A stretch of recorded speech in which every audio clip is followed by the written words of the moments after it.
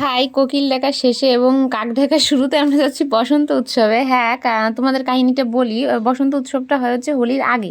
যেহেতু সকলের এক্সাম ছিল বলে ওই দিন হয়নি উৎসবটা, এটা পরে হচ্ছে, হোলির পরে হচ্ছে।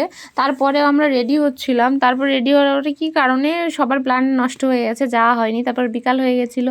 তারপরে কি করা যাবে, আজকে তো এক জায়গায় যাওয়ারই কথা ছিল, যাওয়া হয়নি। সেই মতো আমরা দুইজন চলে গেছিলাম ঘুরতে। হালকা হালকা মেঘ করেছিল, তারপরেও ঘুরতে বেরিয়ে গেছি। মানে মেঘ দেখার কোনো দরকার নেই, ঘুরতে বেরিয়ে গেছি।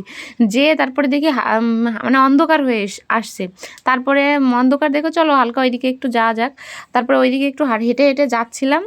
গিয়ে একটা ব্রিজ ছিল আমাদের ওইখানে, তারপরে ওই ব্রিজের ওইখানে গেলাম। ব্রিজের ওইখান থেকে একটু থেকে তখন বৃষ্টি পড়ছিল। বৃষ্টি পড়ে ওই বৃষ্টিটা দেখে চলে আসছিলাম। আসার সময় রাস্তা থেকে ফুচকা খাচ্ছিলাম। ফুচকা খেয়ে আমাদের এখানে একটা ঝালমুড়ির দোকান আছে রানাঘাট স্টেশনের কাছে। ওই ঝালমুড়িটা খেয়ে বাড়ি চলে যাবো এটা ভেবেছিলাম, কিন্তু যে ফুচকা খাওয়ার সময় হালকা বৃষ্টি পড়ছে, তখনই বাড়ির থেকে ফোন। ওর মা ফোন করছে, আমার বাবা ফোন করছে। তারপর বাড়ি চলে আসছিলাম। বাড়ি আসার সময় তো বাবা আমাদের এই দিকটায় তোর বিদ্যুৎ চমকাচ্ছিল, মানে খুবই বিদ্যুৎ চমকাচ্ছিল, ঝড় হচ্ছিল, বাতাস হচ্ছিল। তো আজকে এই পর্যন্ত, দেখাচ্ছে পরের ভিডিও। টাটা।